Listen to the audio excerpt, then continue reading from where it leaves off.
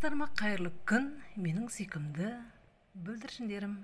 Бүгінгі тыңдайдың ертегілерің патша мен құмырсқа. Бір күндері Сүлеймен пайғамбар құмырсқаны бір жылдық азығының көлемін сұрайды. Сонда құмырсқа оған: менің бір жылдық азығымның көлемі бір бидай екен деп жауап береді.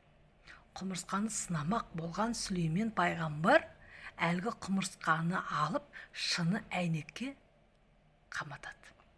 Тыныс алуына жағдай жасап, қоректену үшін қасына бір тал бидай дәнін қойғызып қояды. Сөйтеді де тура бір жыл өткен кезде жаңағы уақыты жетіп, шыны әйнекті ашып қарайды.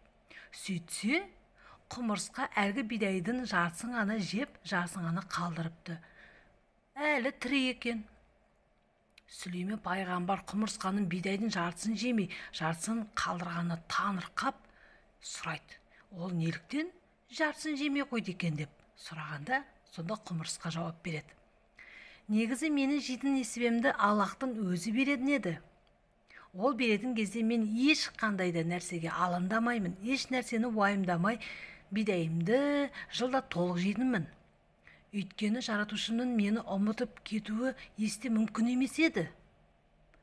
Алайда бір жылға азығымды енді сен беретін болғандықтан, түптіңді бір түбінде мені пендешілікке салып, ұмытып кетіп жатса қайтем деп, өзімді өзім сақтандырып, жаңағы бидайдың жартысын ғана жеп, жартысын келесі жылға сақтап қойғанның мәні де сол еді деп жауап береді екен. Соған таң қалған Аллах Тағала пендемізге күн қаратпай қойсын деп тілек тілеген екен. Қалай балалар, ертегі ұнады ма? Сөйтсе, бірімізге біріміз сабырлықпен қарауымыз керек. Аштыққа тек қана шыдамдылықпен қарауымыз керек.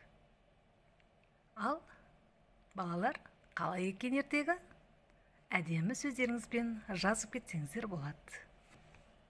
Саламатсыздарма, қайырлы күн, менің сүйкімді бүлдіршіндерім.